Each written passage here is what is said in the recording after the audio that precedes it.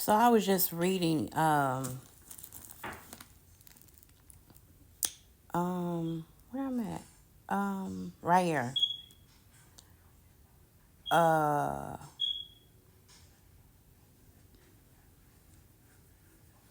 you know what, I'm not gonna even go that way. But this is what I'm gonna say. So I was just sitting here talking to God. You know, God began to speak through you. You will start to speak, right? You'll be sitting here speaking like you talking to a whole audience. Okay. That's God speaking through you. Okay. Okay. So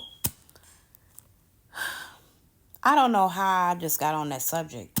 Um, but God, He just let me know He not pleased with people.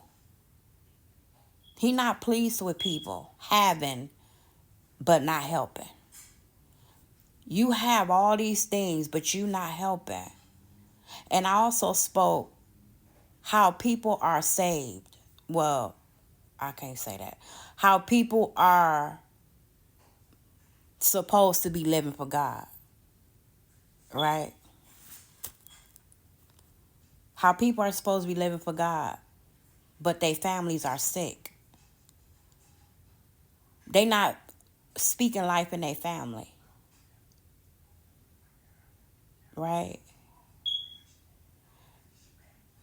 The Bible say lay hands on the sick, anoint them and lay hands on them, right? Call the elders and they come lay hands on you, right? But a lot of people not doing that. In order to lay hands on people, your hands got to be anointed. You got to be filled with the Spirit of God. Okay? God got to be with you when you do that. Because that's the only way people be healed, is if God is with you and if God is working through you.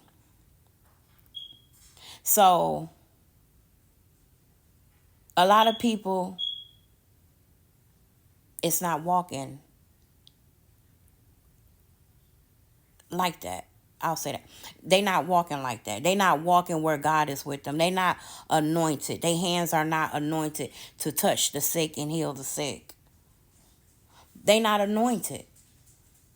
But God He was bringing that to me like, you got people in the family that's supposed to be living for me, right? Not even seeking God to say, Lord, what can I do to help my family? What can I do to heal my family? Like, I have people in my family sick, Lord. Like, what can I do to help? How can I bring help to the sick people that need help?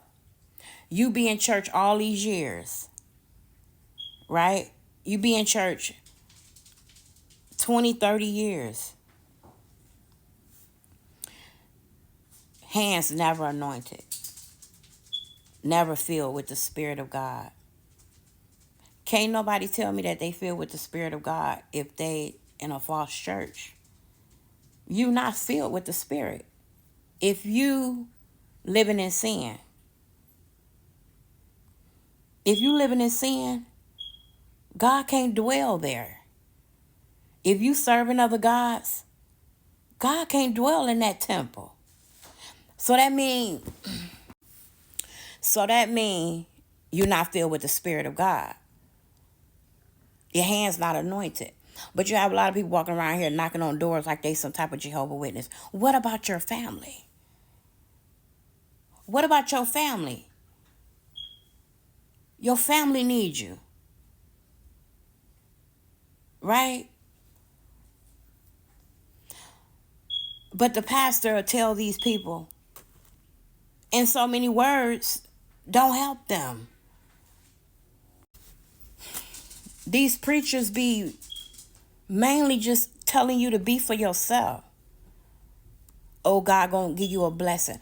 But your preacher is not telling you to help the people that are in need. Help the sick, help the homeless, help those that don't have.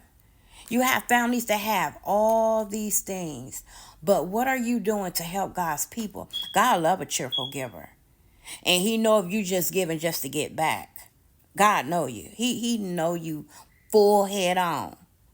He know your heart. You have families that are divided, right? Because they only pick and choose who they want to deal with in their family. They only pick and choose who they want to help. And the ones they help don't even need the help. What about the ones that are on drugs? What about the ones that are dealing with health issues? What about the ones that are lost? You know how God look at you, type of people. You're full of pride. You're full of arrogance. You only think about your own selfish self. Greed. How are you helping God's people? He said, you help them, you help me. But you people despise the homeless people. You people despise those that are out here on drugs. Are you even stopping them to speak life in them? Are you offering them drug rehabilitation? What are you doing? People scared to come to the city to help people. Because your preacher got you in a prideful state. And God humbles the pride. And you may not like the way God humble you. God gonna start taking from people. You have a house. God gave you that house because one day he gonna ask you to help somebody. And you don't help them. God see you. You got a 2-bedroom. Somebody needs you. God knew he was gonna send that person to you. Okay? And you didn't open your door for them. Oh, don't help them because they do this. Don't help them because they do that. You know, I've asked people things and didn't even know why I asked them that. Like, why did I ask them that? God will cause things to happen. God will move on people to do and say things just to see where your heart at. And you don't do what he expected you to do.